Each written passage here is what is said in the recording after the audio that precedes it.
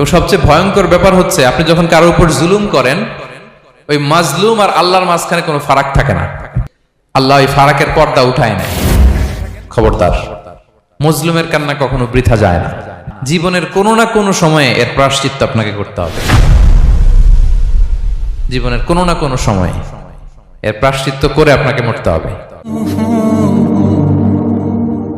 বিষ্ণু ইসলাম আরো ভয়ঙ্কর কথা বলেছেন। তিনি বলেছেন, মান যালামা কিদা শিবরিন মিনাল আরদি তুবিকাহু মিন সাবঈ আরাদিন। কেউ যদি জুলুম করে তার ভাইয়ের 1 বিঘত পরিমাণ জমিন খায়।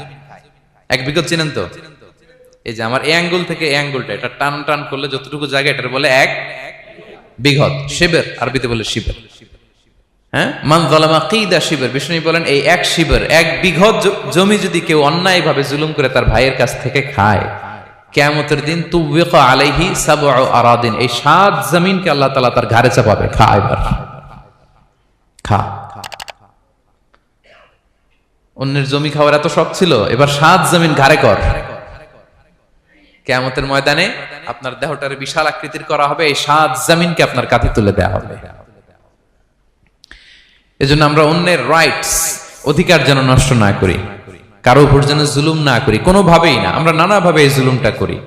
আমরা প্রায় দাদার সম্পত্তি থেকে ফুফুদেরকে বঞ্চিত করি, বাবার সম্পদ থেকে বোনদেরকে বঞ্চিত করি।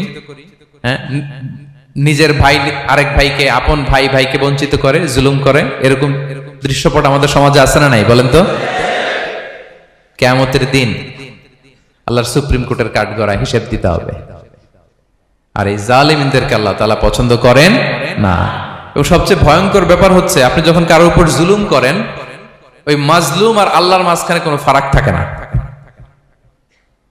আল্লাহ ওই ফারাকের পর্দা উঠায় নেয়। বিষ্ণু বলেন, ইত্তাকি দাওয়াতাল মাজলুম, তোমরা মজলুমের বদদোয়াকে ভয় করো, খবরদার।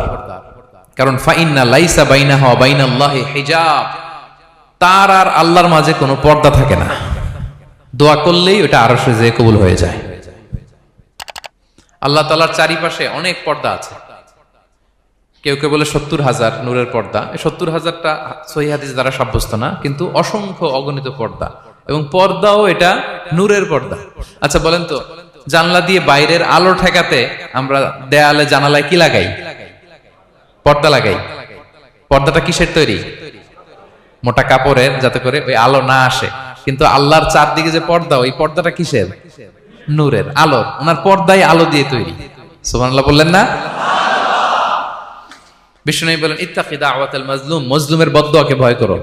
ফাইন্না লাইসা বাইনাহা ওয়া বাইনাল্লাহি হিজাব, কেউ যখন মজলুম হয়ে কেঁদে বদদোয়া করে, তার আর আল্লাহর মাঝে ওই পর্দা থাকে না।